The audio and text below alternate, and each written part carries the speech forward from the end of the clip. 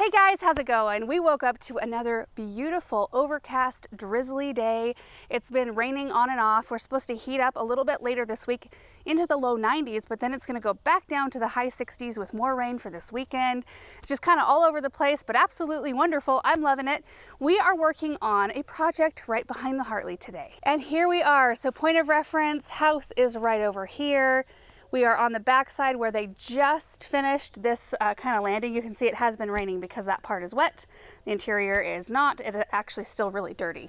So maybe we'll get the vacuum out today and get that cleaned. But we brought the table back in. You remember we placed that table when the floor in there was still powder dirt, and then I did an arrangement, which here's the arrangement.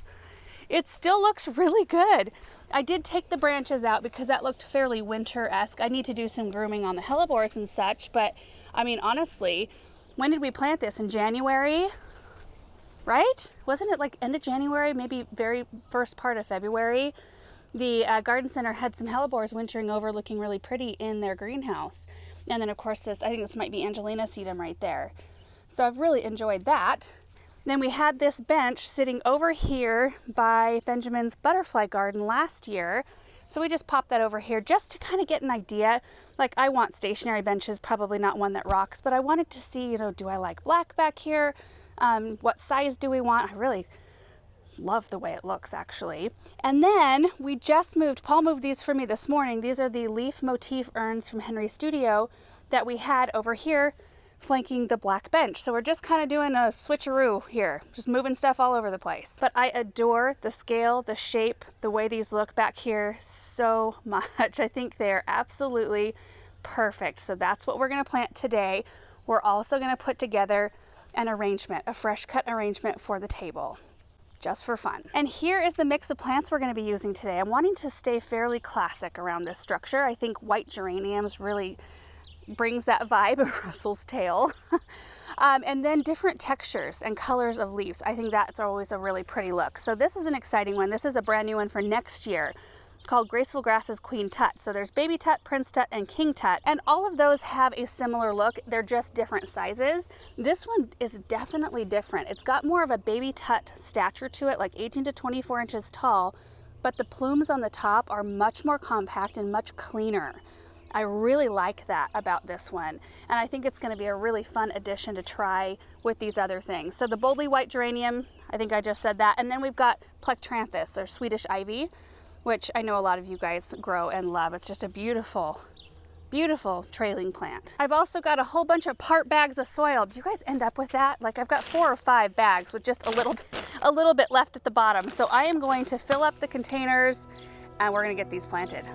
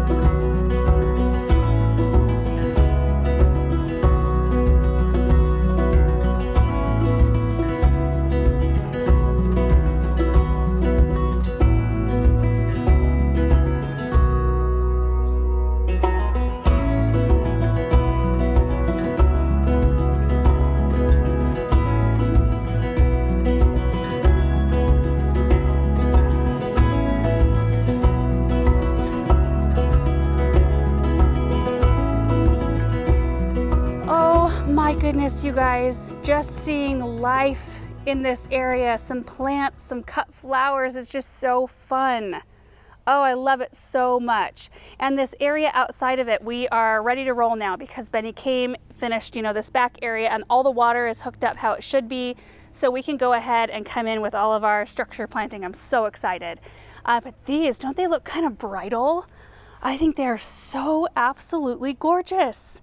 And they fit in these urns just beautifully. Now, I did not run drip to these this time, just because I think by the time we're actually setting up drip to this area, I mean, we'll just have black tubing sticking out the back for most of the season, I'm guessing. So we'll just hand water these, which is totally fine.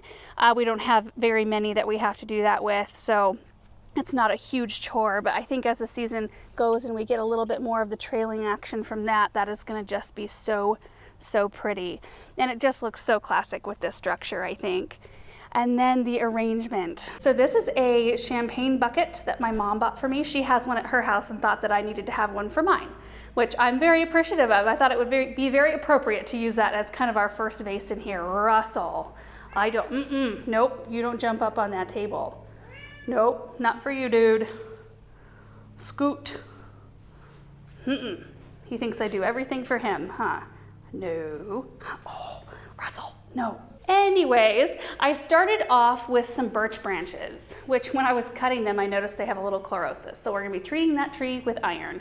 But they have such a beautiful draping effect. And you know, through the whole arrangement process, I had them draping all the way down to the table so that I had some flexibility. Sometimes I like things to drape all the way down. Sometimes in the end, like with this one, I trimmed it up just a little bit so that it was off the table. And I thought that that looked really, I like it the way it is. Then I went in with this yellow columbine right here, which just brought some really fun, kind of a wild element to it, and just some beautiful upward sweeping texture and color. I think that's just so pretty. They're such a productive, beautiful plant. And then came in with the peonies. Now, I cut these a little bit later than you should, just because when I'm doing an arrangement to show you guys especially, I want to show you with the flowers already open. But you typically want to cut these when they're in, they call it marshmallow stage, so the bud's fairly closed, but it's just kind of squishy. When I cut peonies at this stage, I usually get like somewhere between 3 to 5 days vase life out of them. So you get more than that if you cut them earlier, of course. And then we've got Vanessa Bell. This is a David Austin. I've not really used it as a cut flower much because this is the first year that they've really done much for me in the garden. So like they have a ton of blooms on them right now. They're the perfect yellow, just that soft, gorgeous color. Oh, all the way around. In fact, I'll show you all the way around here because this is one that needs to look pretty from all sides. Now I might go sneak another peony bloom right in here just to draw some of that weight down. Back here, after the peonies, I think I came in with the larkspur, which they self-seeded in the garden. I didn't even plant these this year, but there's just a nice soft purple element kind of just tucked in throughout. There's one right here. Really liking that. I had one Fama white pincushion flower in bloom, made use of that.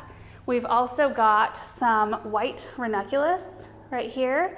We've got some apricot colored ranunculus, some anemones in here. You can see those. And I don't think I'm missing anything. I think that's it. Oh, in the end, I did go cut one hawthorn branch. I'll show you why. I was looking at the overall structure of this arrangement, and I had this nice sweeping branch this way, and it looked like I didn't have enough structure that way to balance it. So I decided to pop one more branch on this side, so this one right here, which did fill in that gap and provided that interest. But I just love it. So fun. And my favorite view, actually, let me back up, is seeing the flower arrangement and then looking through the glass and seeing the formal gardens back there. Oh, I am so happy with it. I did clean the floor a bit. I just took the vacuum over. It's looking a lot better. I need to come in though. This is gonna just be a forever thing. You guys know how it goes. Like the dust that blows in here, I'm gonna have to get like some special brush or like a toothbrush or something to come in and get all the dirt from the cracks. But you know, it is a greenhouse. I don't expect it to be 100% clean all the time. In fact, it's kind of more relaxing if it's not. And then on this side, I'm not sure that I've showed you this yet. This is the mini split. This is our AC and heat unit in here. And it's just kind of a necessary evil. I guess you could call it. Like, you know, I didn't want to have this thing on the wall in here, but in order for this thing to work for us for most of the summer and most of the winter, we have to have a way to take the edge off of the temperature in here. Like today it's bearable because it's overcast and it isn't super hot, but once it gets hot, we'll be able to shut all the windows and doors and run that if we want to be in here. Not to cool it all the way down to like inside interior temperatures, but just to take the edge off the heat in here. I do have a table and chairs coming though for this section. So I'm planning on putting, well, there's going to be a couple of big plants in the corners and probably clustered around. I mean, I can't put anything like right in front of it, but I'm going to have that table kind of centered with 4 chairs, and then there'll be stuff on the table. Most of us, we kind of look at these kinds of things and don't even really see them after a while because they're just part of the infrastructure of a space. You know, a lot of rooms have heaters and things like that going, or fans, and it's just part of it. So, oh, pop this down. Let's pop out here and take a look through the front doors. Yep.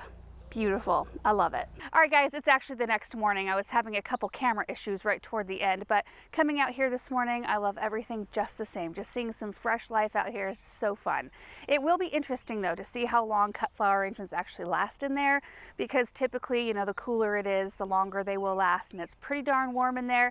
We will be pulling the shades. I like to have them up when I was taking pictures and things because it just, to see through the glass is kind of a magical thing. But the shades do take the edge off quite a bit, and we don't really want to run the AC all that much just when it gets really, really super duper hot. So we'll just experiment with some different things and see what works. So anyway, thank you guys so much for watching this video. I hope you enjoyed it, and we will see you in the next one. Bye.